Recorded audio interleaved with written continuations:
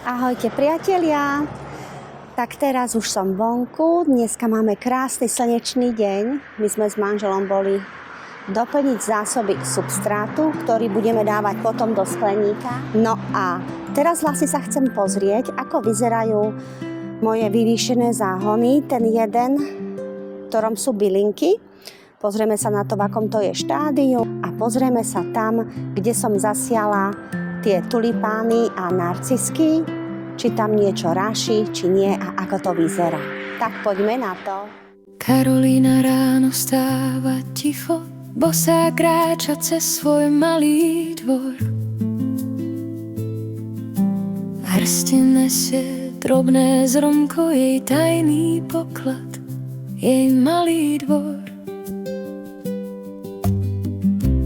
No, a takto vyzerá môj vyvýšený záhon s bylinkami. Pôda je mokrá,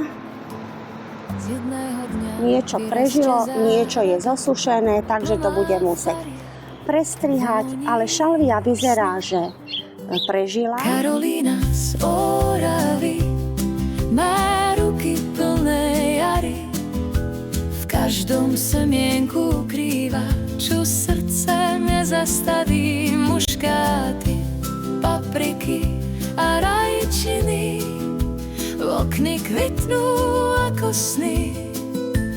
Karolína z Oravy všetko prebúdza, kým spíme my. Pozrite tu, pozrieme sa.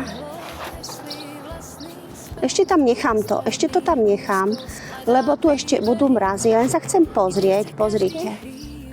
Tu nám už začínajú rašiť. Čo sme? A tu tiež. Zase som. A tu tiež. Pozrite.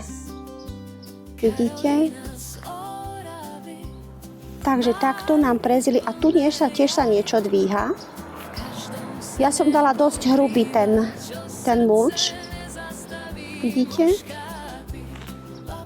No, tak to som veľmi zvedavá. Takže vidíte, priatelia, takto to vyzerá u nás. Dneska je krásne slnečno. Prajem vám peknú sobotu. Ahojte. Karolína z Oravy má ruky plné jary, v každom senienku ukrýva, čo srdce nezastaví.